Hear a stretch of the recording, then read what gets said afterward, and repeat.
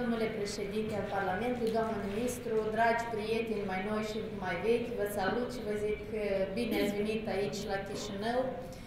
Îmi face o deosebită plăcere să particip la acest eveniment și nu voi rata niciodată, nicio posibilitate de a veni cu pledoarie în interesul copilului și în interesul respectării drepturilor copilului în Republica Moldova. Acum de câțiva ani sunt în instituțiile statului și aceasta este și o obligațiunea mea de funcție. Dar până a fi politician și membru al Parlamentului, am făcut același lucru. Am pledat pentru respectarea drepturilor copilului oriunde s-ar afla el și orice situație s-ar afla el. Vreau să zic că ultimii 4 ani Parlamentul Republicii Moldova s-a remarcat printr-un activism și o susținere sporită a domeniului protecției drepturilor copilului.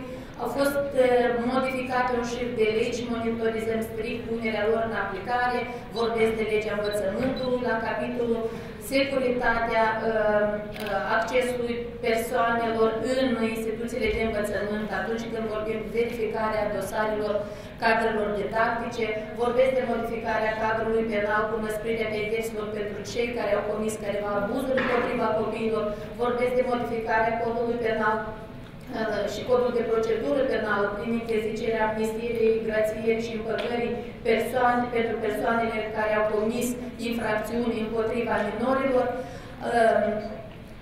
Am modificat legislația cu privire la combaterea violenței și vom continua acest proces în luna decembrie. Am avut cu dezbaterea aprinsă de un proiect important, proiectul Avocatului Poporului, și a fost destul de dificil, dar am reușit să păstrăm în legislația Republicii Moldova funcția de avocat al copilului.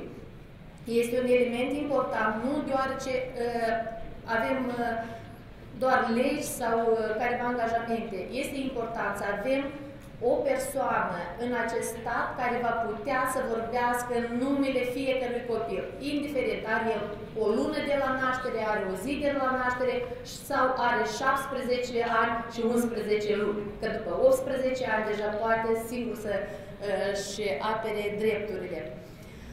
Eu vreau să menționez că autoritățile statului, prin programele și serviciile pe care le dezvoltă, trebuie să facă ca fiecare copil să crească într-o familie sănătoasă.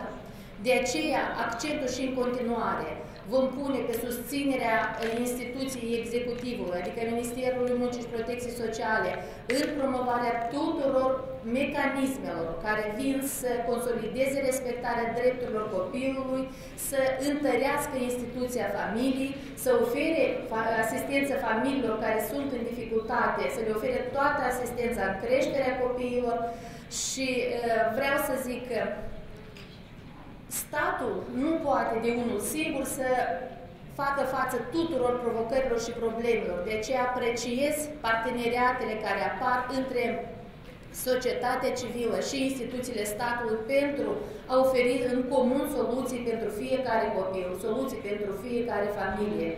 Deci, împreună, printr-un astfel de parteneriat, putem face societatea mai bună, societatea mai deschisă și mai atentă la nevoile și necesitățile fiecărui copil din Republica Moldova. Ceea ce îmi doresc este ca fiecare copil din această țară să aibă o familie unde să găsească căldură și dragoste, să aibă o școală de calitate, să aibă un medic de familie bun, un polițist receptiv atunci când este nevoie, și spațiu unde să-și petreacă, spațiu de agrement unde să-și petreacă interesant timpul liber. Probabil că și voi, cei care ați venit să vorbiți în numele copiilor, asta vă doriți. Să o facem împreună. Voi, prin mai multă insistență, prin a cere de la autorități și adulți să facă cât mai rapid acest lucru, iar noi, prin mai multă implicare, mai multe finanțe alocate, să facem aceste servicii cât mai deschise și prietenoase pentru voi. Succese vouă tinerilor care astăzi ați venit să ne vorbiți despre subiecte atât de importante și vreau să mulțumesc tuturor adulților prezenți aici din raioane. Am înțeles că sunteți doar din câteva raioane în care a fost pilotat proiectul. Vă mulțumesc pentru devotamentul dumneavoastră pentru cauza și protecția drepturilor copilului, pentru timpul pe care îl oferiți suplimentar programului de lucru ca să analizați fiecare situație de dificultate creată cu un copil sau altul.